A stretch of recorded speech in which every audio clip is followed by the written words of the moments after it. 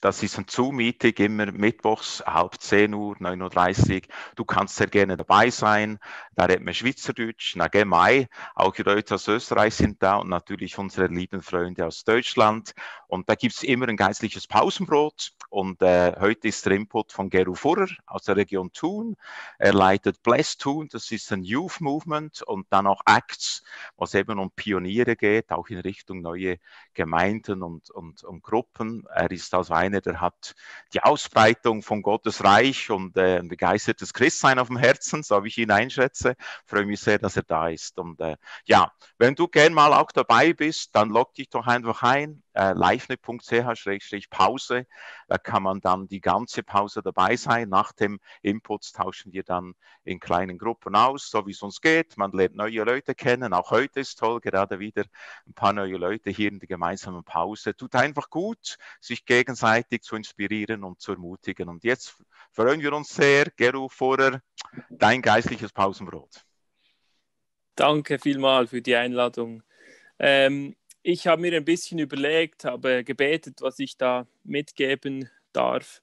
Und mir ist eine Bibelstelle wichtig geworden, gerade in der letzten Zeit. Wir haben auch als Bless Thun, wo ich der Leiter bin, des Jugendmovement, haben wir im Moment die Serie Folge mir. Es geht um Nachfolge.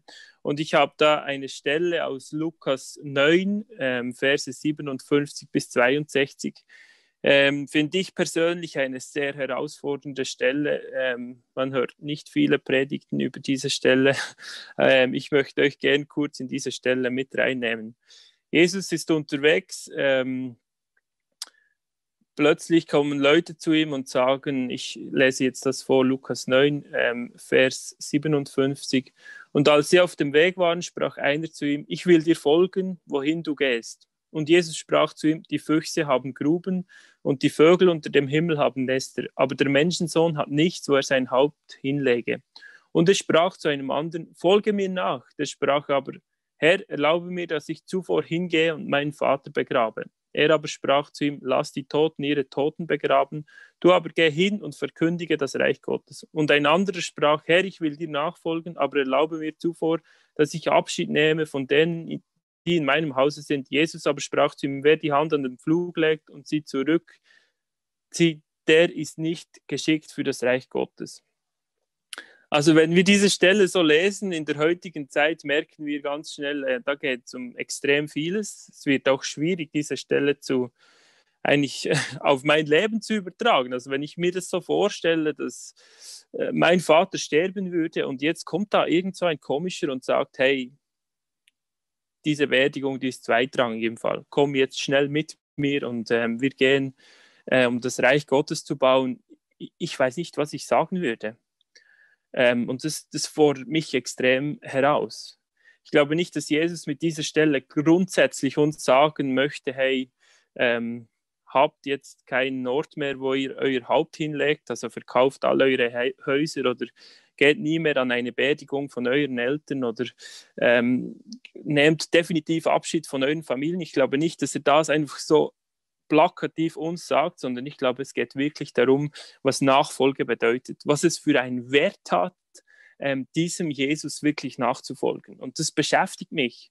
Ich merke, diese Botschaft ist ja nicht extrem attraktiv eigentlich auf ersten Anblick. Ich meine, wir als Gemeinden, wir wurden inspiriert von den großen Gemeinden in Amerika, wo es heißt, hey, wir müssen freundlich sein, möglichst alle Leute einladen, groß und einladend sein, dass es für jeden gemütlich und gut ist.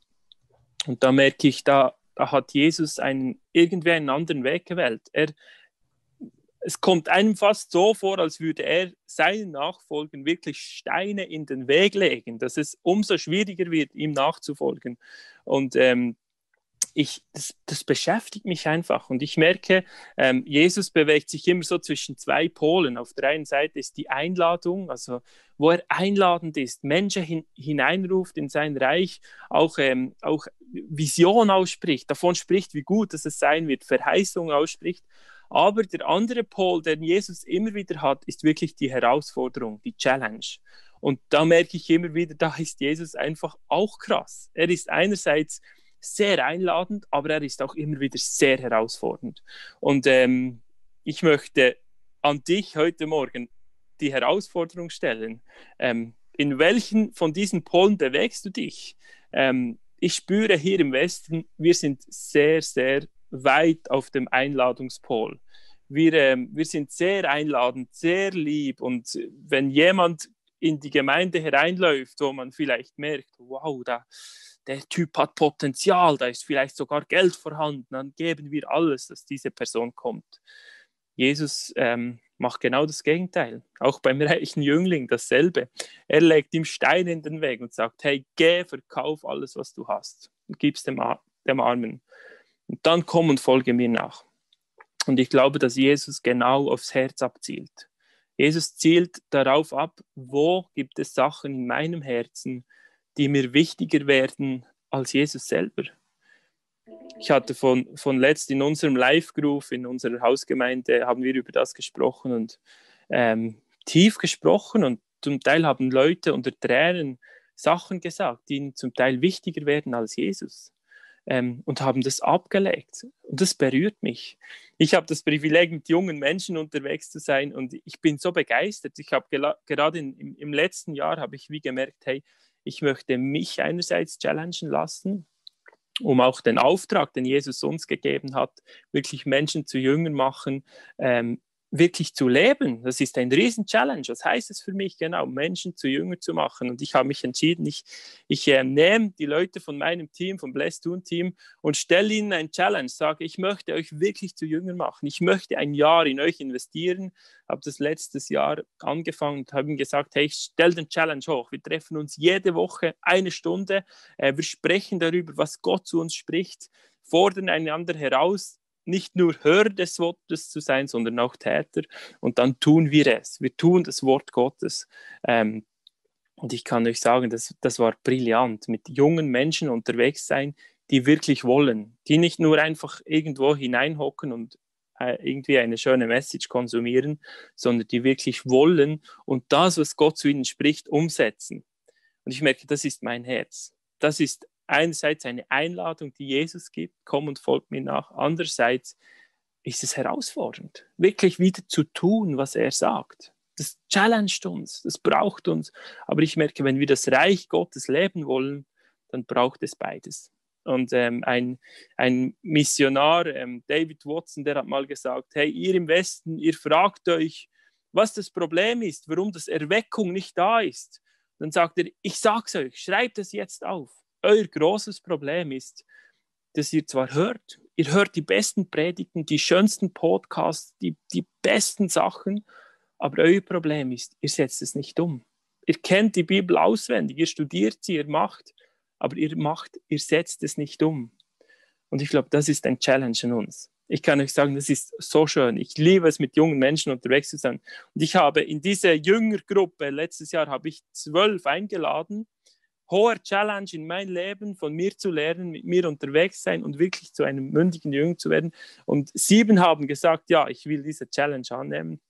Und ich kann euch sagen, es war wirklich brillant, was Gott da getan hat. Also als wirklich, einer davon war Grenadier in der RS während dieser Zeit, der konnte eine Gebetsgruppe anfangen, dass mit der Zeit bis zu 10, 15 Leute einfach in seinem Zug an einem Tisch saßen und in der Bibel gelesen haben, auch Leute, die nicht an Jesus glauben.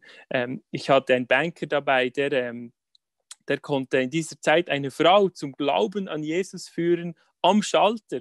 Dann hat er plötzlich einen Eindruck, was Gott ihm gesagt hat, er soll bei seiner Weiterbildung in den Chat der Klasse hineinschreiben während dem Lockdown, dass er gerne für Menschen beten möchte, dass er an Gott glaubt. Das hat ihn so gechallenged, er hat das ausgetauscht, hat es uns gesagt, hey, ich habe das Gefühl, Gott hat es mir gesagt, aber ich schaffe das irgendwie nicht, helft mir.